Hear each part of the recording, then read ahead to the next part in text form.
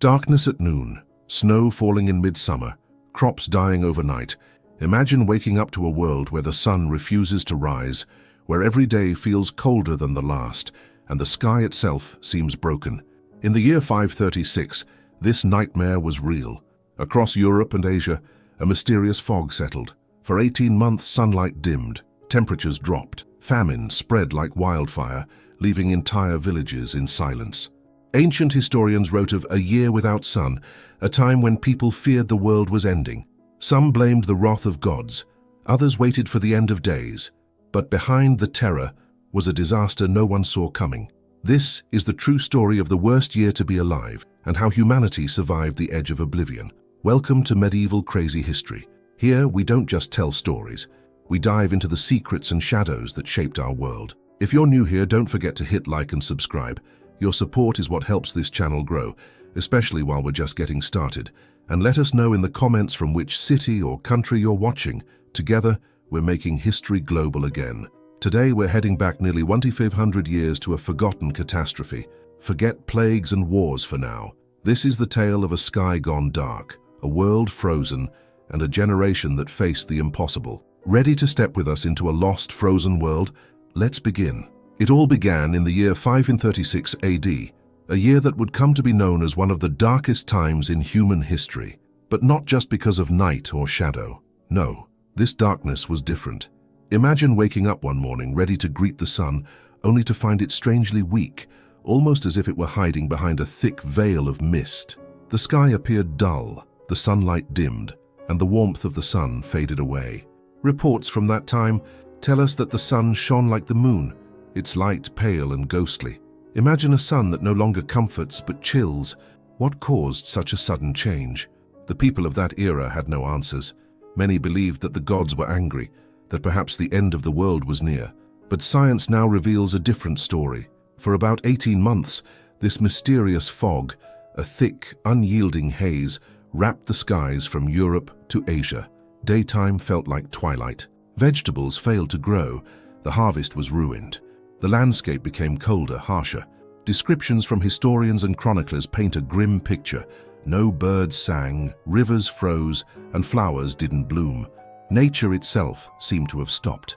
This was not a simple seasonal change or a brief storm. It was a catastrophic event that changed life for millions. Crops withered, and as food vanished, hunger took hold. Famine spread quickly through towns and villages as people struggled to feed their families in the face of relentless cold and darkness. Food became scarce, prices soared, and desperation set in. Cities like Constantinople, the capital of the Byzantine Empire, experienced crushing hardships. Chroniclers wrote how food was rationed to the point that many people, from nobility to commoners, went hungry. In rural areas, entire villages emptied as people either fled or perished. There was no escape from this invisible enemy. Even in the far lands of China, records show snow falling during summer, a sign that the planet's climate was deeply disturbed. The usual cycles of planting and harvest shattered. No one knew what to expect next. Fear and uncertainty replaced everyday life. But the shadows were not just in the skies and on the fields. The minds of people darkened too. Many believed the world was cursed.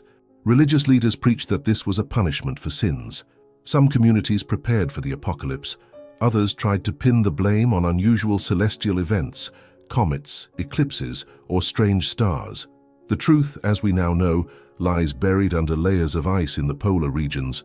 Scientists studying ancient ice cores discovered massive eruptions of volcanoes in the years 535 and 536, which released colossal amounts of ash into the atmosphere. This volcanic dust blocked sunlight, creating what is called a volcanic winter. Unlike normal winters, this chilling darkness lasted far longer and affected the entire northern hemisphere. The volcanic winter led to a sudden, severe drop in temperature. Crops failed, animals died, and human populations suffered. Yet despite this dire situation, survival was possible, though difficult. In this part of history, the sudden disappearance of the sun was not just a strange phenomenon. It was a literal warning and a shift in the cycle of life. It disrupted not only farming, but social order. The normal patterns of life halted. Trade slowed because roads became impassable or too dangerous. Armies found movement difficult. Even emissaries and messengers struggled to carry their messages. What made this year so devastating was not just the cold or the darkness, but the fact that no one knew how long it would last. Every day brought uncertainty and increasing hardship. It was a time when human endurance was pushed to the limits. People needed to be resourceful and resilient, or face the grim consequences. Looking back, this year reminds us how fragile our relationship with nature can be. A single natural disaster was enough to shake the foundations of kingdoms, empires, and common lives. But for those who lived through it, it was not just a story of doom. It was about survival against unimaginable odds. As we continue our journey into this forgotten catastrophe, we will explore how famine and fear took hold, how people sought answers in religion and superstition, how societies struggled to hold together, and finally, how the world slowly began to heal from this dark winter. The story of 536 AD is not just a tale of darkness, it's a testament to human resilience and the long shadow cast by nature's power. The darkness persisted for months, and in that silence, humans began to look for answers. Everywhere they turned, voices of priests, scholars, and seers echoed with warnings, but none could explain what was happening. Religious leaders quickly blamed divine wrath. Prophets declared that the heavens were angry, and the universe itself was punishing mankind for its sins. Priests and monks held mass prayers, chants, and processions, desperately hoping to appease the wrath of gods, long forgotten or misunderstood. Yet, the more they prayed, the less they understood. The sky remained stubbornly dark, and famine worsened. People started to question the very fabric of their faith, whispering doubts in secret because doubt was dangerous in times of crisis. Was this truly divine punishment, or was there something more terrifying lurking above? Some scholars, later analyzing the evidence, believed the answer was rooted not in divine anger, but in something far more powerful and violent: a volcanic eruption. In the years after the event, archaeologists and scientists uncovered evidence that massive volcanic activity in Iceland or North America might have been the trigger. Volcanic ash, tiny particles of rock launched into the stratosphere, drifted across continents, blocking sunlight and bringing on the prolonged darkness. This volcanic winter, as it's called, plunged the Earth into a deep freeze. Imagine the sky filling with ash clouds day after day, month after month. The sun's rays, which had once warmed crops and made the seasons predictable, were now blocked. Farmers faced a nightmare. Planting season cancelled, livestock stricken by starvation and cold. The food supplies that once sustained people were vanishing fast. Entire harvests in Europe and Asia simply did not happen. The resulting famine was one of the worst the world had ever seen. People desperately searched for meaning in chaos. Some turned to astrology, trying to interpret the strange movements of the planets and stars, hoping for signs of normalcy. Others believed the Earth itself was trembling with some ancient, divine rage. Perhaps the gods were angry because of human hubris, or maybe they had abandoned the world entirely. Priests and astrologers put forth their theories, but none could halt the unyielding darkness. In the midst of despair, communities began to fracture. Villages emptied as some tried to escape the cold and famine, seeking refuge in distant lands or climbing into caves to hibernate. Others clung to their faith, praying nightly for relief, yet many began to lose hope. The darkness persisted beyond what anyone believed was possible, casting a pall over the world that seemed almost eternal. The darkness was more than just an absence of sunlight. It became a symbol of human vulnerability. Structures that once symbolized power, temples, castles, and cities, now stood silent and vulnerable, abandoned or weakened by hunger and fear. Societies huddled in small groups, their routines shattered, their resilience tested to the limit. As the months dragged on, the cold seeped into bones and memories. Existence itself felt fragile and fleeting. While some leaders panicked, others tried to lead. Kings declared new taxes, but the economy was crumbling. Trade routes froze. Wealth lost its meaning when survival was the only goal. Humanity was now fighting an enemy it could not see, the invisible ash that blanketed the earth and blocked the sun, making life itself a gamble. And yet, amid this bleak landscape of despair, some small signs of hope flickered. Farmers boiling fallen bones for nutrients, and villagers experimenting with new crops adapted to the cold. Stories of resilience began to spread, stories of people who refused to give up, who endured seasons of darkness and hunger, and who fought to keep their families alive against insurmountable odds. In those dark months, humanity's true strength was tested, not by armies or kings, but by the simple yet profound will to survive. From the ashes of a world cold and silent, small flames of resilience flickered, promising that someday the sun would return. When the volcanic ash finally settled and the skies cleared once more, it would take decades for the world to fully recover. But the lessons learned during the winter of 536, of endurance, adaptation, and hope, would remain etched in history forever. As the relentless darkness stretched on, the fragile systems that held societies together began to crumble. Crops had failed, and with them the promise of food and survival vanished. Without a stable food supply, the markets died. Towns and cities, once bustling centers of trade and culture, became ghostly and desperate places. Imagine medieval merchants staring at empty shelves, unsure when the next delivery of grain or salt might arrive. Roads became dangerous, blocked by desperate people scavenging for anything edible, or worse, fleeing the widespread hunger. This was a world where even simple everyday tasks became a fight for survival. The famine didn't just starve bodies, it eroded trust and order. People blamed their neighbors, strangers, and sometimes even their rulers. Throughout Europe, rumors ran wild. Whispers of food hoarding, betrayal, and conspiracies. Villagers might have eyed travelers with suspicion, fearing they were spies or thieves sent to steal their last bread. Neighbors turned against each other, communities frayed. This social strain wasn't just hearsay. Archaeological evidence shows increased fortifications and settlements abandoned in this period, a sign of growing fear and unrest. Castles, instead of symbols of protection, sometimes became prisons where peasants were locked in, for their own safety or that of the lord's wealth. In cities, starvation drove people to desperate acts. Chroniclers wrote of thefts, riots, and even cannibalism in some areas. Yet amidst this dire reality, life's strange, resilient humor flickered. Some survivors found ways to joke about their plight, perhaps gossiping about how the local baker started selling dust cakes, baking whatever was left, because, well, hunger makes creativity the best spice. Despite suffering, some keen minds tried to adapt. Instructions to plant quicker-growing crops like turnips and cabbages appeared in manuscripts.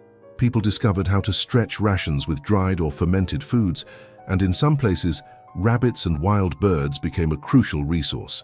It might not have been fine dining, but it kept the faint hope of life alive. Religious institutions soon faced their own crisis. The church, once a steady pillar in medieval society, was stretched thin. With famine and fear growing, clergy were called upon not just to preach, but to feed and care for the hungry and sick. However, when prayers did not clear the skies or end the suffering, faith began to waver for many. Conflicting messages from religious leaders created confusion. Some insisted the famine was divine punishment, prompting harsher moral codes and public penance rituals. Others preached hope and salvation. Pilgrimages to holy sites increased as people sought miracles. These journeys were often perilous, with people risking starvation and bandits in a desperate quest for divine intervention. Meanwhile, doubt brewed quietly among the people. Some began questioning the fairness of their lords and bishops. "Why do the rich feast while we starve?" became a whispered question. The crisis exposed cracks in the social order, revealing deep inequalities. The bond between peasants and nobility weakened under starvation's relentless pressure. Historically, this period marks the beginning of shifts that would ripple across centuries. It contributed to the unraveling of empires, the rise of new powers, and religious schisms, most notably the eventual split between the Byzantine Church and emerging Christian sects. The hardship of 536 laid seeds of both despair and change. But it wasn't all gloom. Oddly enough, the chaos created pockets of opportunity. Some peasants abandoned traditional feudal obligations, wandering into the cities or forests, seeking freedom from starving lands or harsh lords. In some cases, this mobility would lead to new cultural exchanges, forming the roots of towns and trade centers. And if there's any medieval silver lining, it's that even in the darkest times, life's quirks endure. Anecdotes from the era mention people fashioning masks from animal skins to keep warm, or claiming that certain herbs had magical powers to keep spirits high. A local legend from Ireland tells of a man who, inspired by the endless winter, tried to ride a frozen river on a donkey, claiming it was faster than horses, proof that even hunger and hardship couldn't take away human imagination or humor entirely. For centuries, the true cause of the darkness and famine remained a mystery, a tale whispered in fearful legends and forgotten manuscripts. But the veil has finally been lifted, thanks to modern science and the determination of researchers searching for answers beneath the frozen ice. Deep in the glaciers of Greenland and Antarctica, scientists have found hidden records, trapped layers of ice that hold clues from a time-long past. Within these icy archives, a shocking discovery was made. Enormous amounts of volcanic ash and debris dating back to the middle of the 6th century. This ash, scientists say, came from one or more colossal volcanic eruptions, likely from massive volcanoes in Iceland or even North America. The eruptions ejected so much ash and sulfur dioxide high into the atmosphere that it spread around the globe, forming a thick, opaque cloud layer that blocked and scattered sunlight. This event created what climatologists now call a volcanic winter. Unlike any normal winter, it was prolonged and incredibly cold. Temperatures dropped by several degrees Celsius across the continents, enough to devastate agriculture. The thin, feeble sunlight was filtered away like a dim bulb behind dirty glass. But the story doesn't end there. Around 540 AD, a second massive eruption is believed to have occurred, extending the volcanic winter nightmare by several more years. This double punch caused continued crop failures, famine, and suffering far beyond any generation's memory. The combined effect of these volcanic eruptions slowed the flow of history itself. Empires weakened, populations shrank, and seismic shifts in power unfolded. The Byzantine Empire, once resplendent and powerful, found itself racked by internal strife and external threats. Crops failed in Europe, and famine gave rise to epidemics, including the infamous Justinian plague that would soon follow. The volcanic eruptions nearly reshaped the world, their effects radiating through centuries of history. The sun's temporary disappearance and ensuing hardship cast dark shadows not only on the land, but also on the minds and souls of all who lived through it. And yet there was no escape. The ash traveled unseen, blown by winds blanketing cities, fields, and villages. It drifted into water supplies, coated crops in dust, and even darkened the sails of ships at sea. No one could outrun it. Recent climate models simulate the scale of the catastrophe. Consistent sunless days, brutal winters, and harvests that failed year after year. These conditions would have been unimaginable to those living through the crisis, as food vanished and hope dwindled. This veil of ash also helped fuel superstitions and fears about the end of days. The medieval mind, steeped in omens and prophecy, grasped for explanations in myths and religion, adding another layer of complexity to the human experience of this disaster. Ironically, this catastrophe that nearly destroyed civilizations also became a turning point in history. It prompted changes in agriculture, politics, and religion, shifts that would shape the medieval world for centuries to come. Knowing the true cause helps us understand how deeply connected humans are to the natural world, and how fragile societies can become when nature's balance is disrupted. It reminds us that despite wars, empires, and technology, the Earth itself remains the ultimate ruler of fate. When the skies finally began to clear and the sun's light returned, the world was forever changed. But survival was no simple victory. It was a slow and painful process. The dark years of 536 and the following decade left deep scars on societies, economies, and cultures. Many cities lay weakened, their populations reduced by famine and disease. Empires such as the Byzantine never fully recovered their former glory. The disruptions ignited waves of social unrest and migration as people left their homes searching for better lands. History began to take new shapes amid this turmoil. One of the darkest chapters to follow was the Justinian plague, which struck just decades later, around 541 AD. This devastating pandemic killed millions, seemingly riding the wave of weakened populations already battered by famine and cold. The plague spread from Asia through trade routes, compounding the suffering caused by the volcanic winter. But humanity endured. Those who survived learned invaluable lessons about resilience and adaptation. New farming techniques emerged, relying on hardier crops and improved storage methods. Communities grew cautiously, understanding that nature could be as cruel as any enemy. Culturally, the events of 536 echoed through centuries of history. Fear of darkness and famine entered folklore, inspiring myths of apocalyptic winters and vanished suns. Religious movements both flourished and faltered, responding to the crisis with renewed faith and harsh skepticism alike. Interestingly, there was a strange economic paradox during this time. While famine starved many, certain areas saw the rise of new wealth and power. Landowners who controlled fertile land flourished, while traders found ways to capitalize on scarcity. New alliances between mercenaries, nobles, and merchants began to redraw the medieval landscape. On the other hand, the lower classes, the peasants and common folk, bore the brunt of hardship. They faced increased taxes and the ever-looming blood tax, the cost of wars that continued amidst the chaos. Yet, even in suffering, these populations showed remarkable endurance. The collapse and recovery following the volcanic winter marked a turning point for Europe and the wider world. It helped set the stage for the transition from antiquity to the medieval era, shaping the social and political structures for centuries to come. The year 536 AD reminds us that history is not just about kings and battles.